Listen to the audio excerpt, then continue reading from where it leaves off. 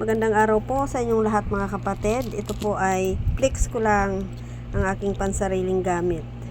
So ito ay gawa sa baon na walang mata. Alam niyo naman po siguro kung ano po ang bertod ng ganitong baon na walang mata.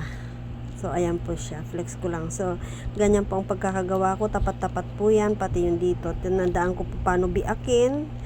Kasi yung langis niyan ay nagbuhos din ako sa loob. So mga laman nito ay mga mutya at ay siyempre ang orasyon na nag-iisang orasyon para sa akin ang nilagay ko dito. Ayan. Yan po ay baon na walang mata. Ito po mga mutya po ito na dinurog ko yung mga batong kahoy po, yung kahoy na naging bato. So yan, dinurog ko po ng husto at yan po ang pinulbos ko at yan ang nilagay ko dyan. Siya yung ipinangsara ko dito sa butas.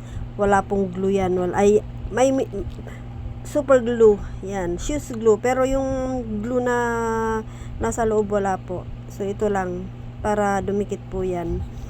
At ang pinagtabasan, mahalaga pa rin po ang pinagtabasan ng baon na walang mata. Mahalaga po. Ang ginawa ko po sa pansariling gamit ko rin po mga kapatid, ito ay ginawa kong belt.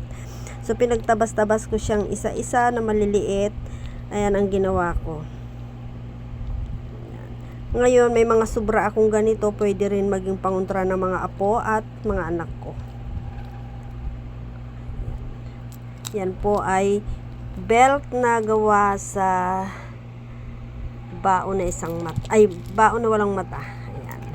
Ayan po.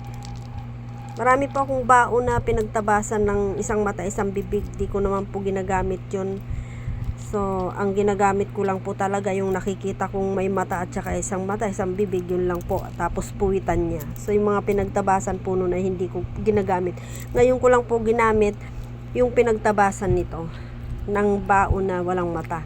So, ginamit ko po ngayon ang mga pinagtabasan niya. Ginawa ko pong belt ko. Pang sarili po yan. So maraming salamat po sa nakinig at nanood. Maraming salamat po sa inyo. God bless you all po. Love you all.